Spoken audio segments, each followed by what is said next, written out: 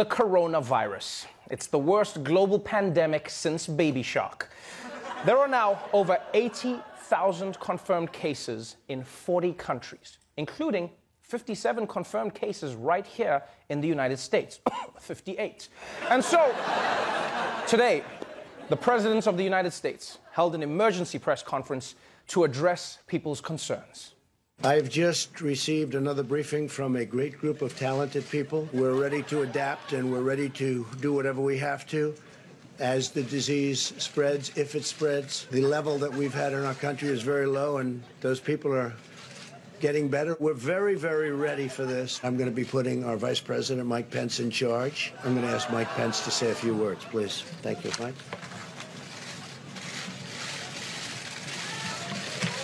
Thank you, Mr. President.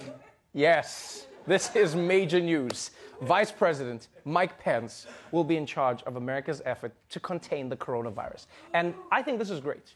Yeah, because Mike Pence has a lot of experience in this area. He's been quarantining himself from women his whole life. This is great. And some might be worried because when Mike Pence was governor of Indiana, he enabled an HIV outbreak when he didn't follow the advice of public health officials. But I'll be honest, I still feel safer with him than with Trump. Right? Because Trump, first of all, if you saw the briefing, didn't seem to know anything that we didn't. It's like he just gets his news online with us. Just like, I saw a thing, it looks bad, it's really pretty bad.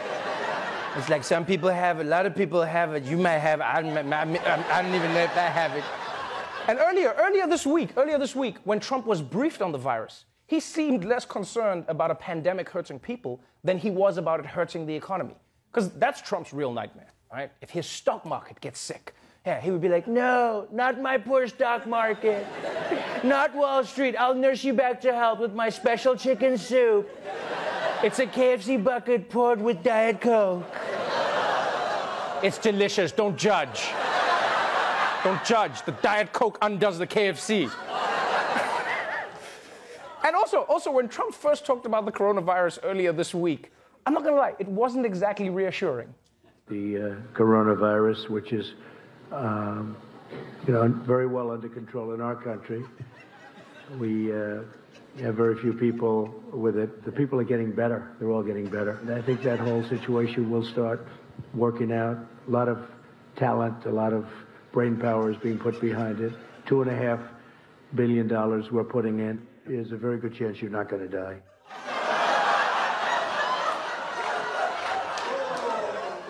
Okay, we're definitely all gonna die. You know, Trump is great for jokes, but in times of crisis, Trump is the worst person to reassure the nation. Because a president is like a parent. They're supposed to make people feel like they have things under control. Trump is like, yeah, maybe you never... Like, he's the kind of parent who would freak their kid out even more. He's like, Daddy, there are monsters under my bed. Are they there? Be like, I don't know, kid, probably not. But, nobody knows for sure. Nobody knows. I mean, you could have swallowed a tiny monster and it's growing in your tummy right now. Nobody knows. All right, good night, buddy. So the question is, what is the latest news from the coronavirus and how is it affecting the world? Well, let's find out in our brand new segment, Is This How We Die?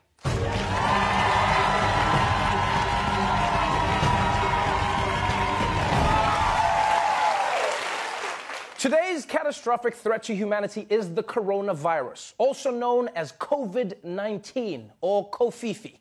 Trump tried to warn us, but we laughed. Now, scientists are still learning about this virus because it's so new. What we do know, though, is that it's extremely contagious and that it looks different depending on which news channel you're watching. Yeah, on NBC, it looks like fish eggs. On ABC, it looks like Nickelodeon slime. On CBS, it looks like radioactive cauliflower. And on Fox News, they just made it look like Hillary Clinton. Lock it up! Lock it up! And now, while America is bracing for the worst, other countries around the world are in the thick of it. So let's go over to Japan, where the coronavirus isn't just getting people sick, it's also going for the gold. The 2020 Olympic Games in Tokyo might be canceled because of the outbreak. A senior member of the International Olympics Committee told the Associated Press, you're probably looking at a cancellation if the coronavirus outbreak isn't curtailed by May. You're talking about hundreds of thousands of people coming from 200-plus countries, all staying in close quarters here in Tokyo for a few weeks and then going back out to their home countries. If they don't get this thing under control, the potential for a major public health crisis and outbreak is huge. Yes, the Olympics might be canceled because of the coronavirus. And personally, I'm devastated because I was going to compete in the shot puts. Yeah, no, for real. One of those big guys was going to throw me. Now, canceling the Olympics is a pretty big deal. In fact, the event has only ever been canceled for world wars and its old tweets. But it makes sense. Hosting a worldwide competition during a pandemic is a recipe for disaster, right? And it's bound to affect the quality of the sports. I mean, you can't have that when there's diseases going on. I mean, can you imagine the relays? They're going to have the slowest times ever. No one's going to want to touch the same baton. Just be like, ew, ew, ew, ew, ew, ew. And good luck breaking records in the pool when you're dressed like this. So, the virus is potentially a World War level threat. And you might be thinking, with this level of danger, we should be turning to God. But as we're learning from the Philippines, God may not be able to help. Millions of Christians around the world are observing Ash Wednesday today. It marks the start of Lent, a season of fasting and prayer, all leading up to Easter. This year, out of precaution for the coronavirus, some churches are sprinkling ashes on the heads of churchgoers instead of smudging it on their foreheads.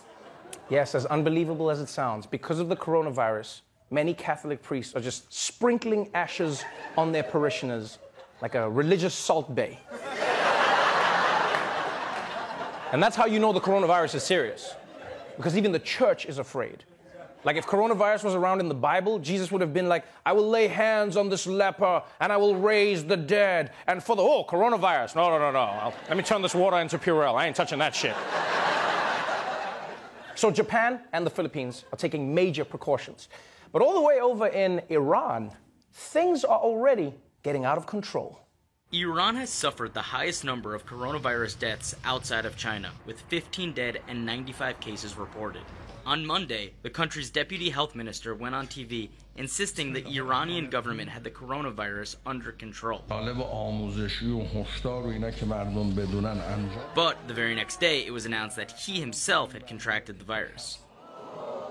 Are you shitting me? The health minister came out saying everything is fine, but then he's got the disease? So not only is this virus super contagious, it also has a sick sense of humor. And it's bad enough that the health minister, the deputy health minister, is sick, but it's even worse that in the days before he was diagnosed, he was going on TV and spreading it around.